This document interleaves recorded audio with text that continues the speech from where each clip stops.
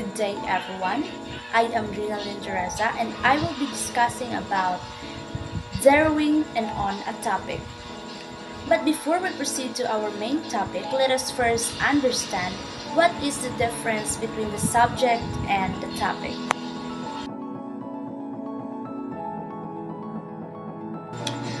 When we are told to write about a subject that usually feels too big to handle.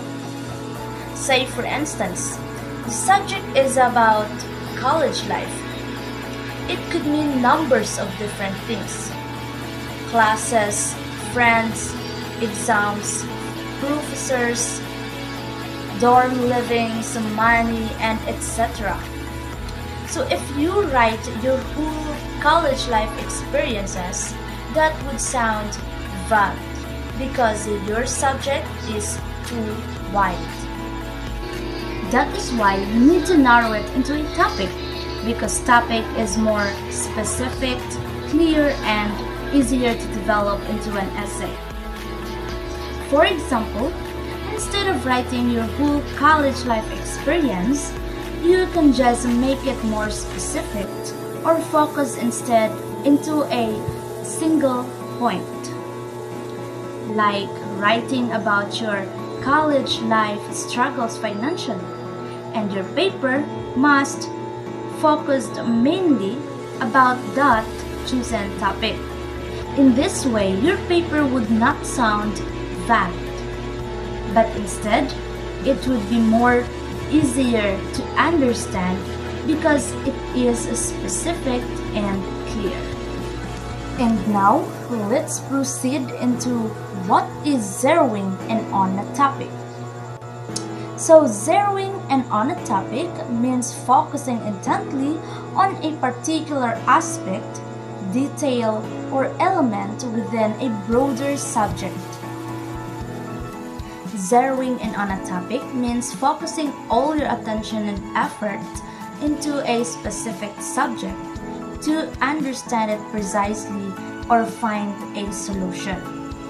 The phrase comes from the literal act of aiming a firearm with the sights to hit a target exactly. Therefore, zeroing in metaphorically means to become extremely precise and concentrated into a particular idea, thoughts, or details towards a broader subject. This implies moving from a general understanding to a very specific and focused point of interest. So next would be the 2 proven strategies to choose a topic. That actually has 5, but in this video, let's just focus for the 2 strategies. So our 2 chosen strategies are the topping your personal resources and sorting out a subject.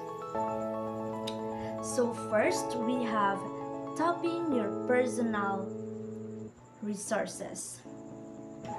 Personal experience furnishes a rich storehouse of writing material.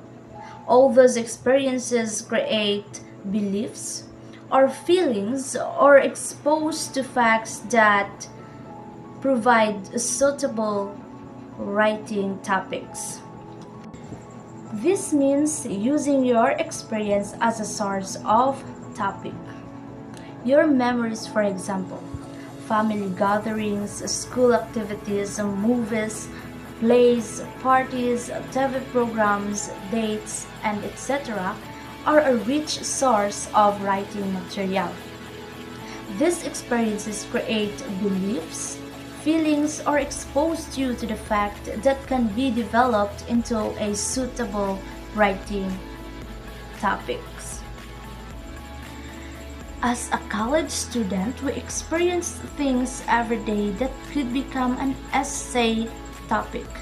For example, your struggles living alone in your dorm or boarding house. This works because personal experiences are unique and you're the one who lived them. so your paper wouldn't sound generic. So, for our second choosing strategy, just what we took earlier about the subject and the topic, sorting out a subject means breaking the big subject into smaller categories and subcategories until you find that topic that feels specific and manageable. For example, we have a broad subject about college life. That is too general, just like what I said earlier. So we have to break it into categories like friendships, academics, professors, money, stress, extracurricular, romance, food, and etc. After breaking it into categories, we have to choose only one. For example, we have chosen romance. So after this, we have to narrow it down again into subcategories. For example, we have a subcategory about balancing a relationship and academics.